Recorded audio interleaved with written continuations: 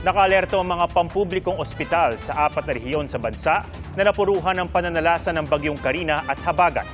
Kabilang sa maigpit na binabantayan ng mga posibleng kaso ng leptospirosis kasunod ng malawakang pagbaha. Saksi si Bernadette Reyes. Halos walang sinino ang mga pagbaha sa maraming lugar kahapon. Mula sa mga commuter, Ayun na, may rescue. kahit nga may sariling sasakyan. Tumuloy pa yung dalawang kotse na yan. At kahit nga nasa loob ng kanilang mga tahanan. Lalo namang no choice sa mga rescuer na sasaklolo sa mga stranded.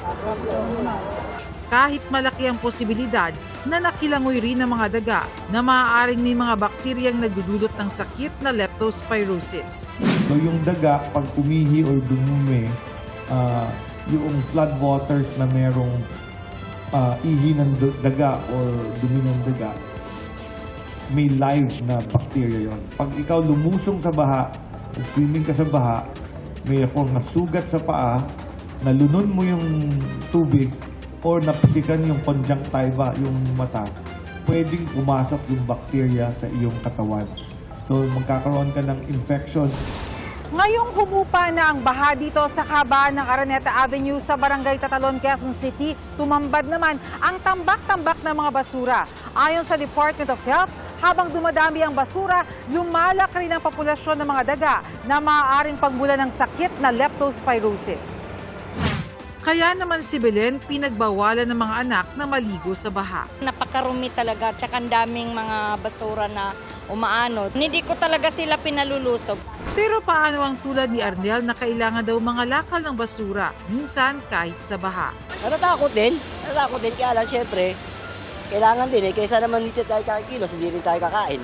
Payo ng Health Department sa mga lumusong sa baha, mag-obserba ng hanggang 2 linggo dahil hanggang ganito katagal ang incubation period o panahon bago lumabas ang sintomas ng lepto. May pagkakataon pa namang nami-misdiagnose ang sakit bilang simpleng trangkaso o hepatitis dahil sa lagnat o paninilaw ng balat pero lepto na pala.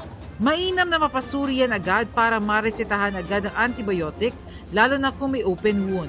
Kung hindi agad makainom, maaari mga ilangan na ng dialysis at umabot sa critical stage na mahihirapan ng gamutin. Titirahin itong mikrobyo ay yung iyong atay, kaya naninilaw, at yung iyong kidneys, kaya nagre-renal failure. Bukod sa lepto, madalas ding dumarami ang kaso ng dengue, kaya mahalagang sirain ng mga maaaring pamahayan ng mga lamok. Nakataas na ngayon sa Blue Alert ang mga ospital sa Metro Manila, Ilocos Region, Calabarzon at Central Luzon. Code Blue, that means andyan yung mga personnel, may command system na nakapwesto. Para sa GMA Integrated News, Bernadette Reyes ang inyong saksi.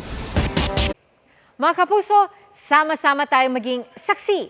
Mag-subscribe sa GMA Integrated News sa YouTube at para sa mga kapuso abroad, samahan niyo kami sa GMA Pinoy TV at sa www.gmanews.tv.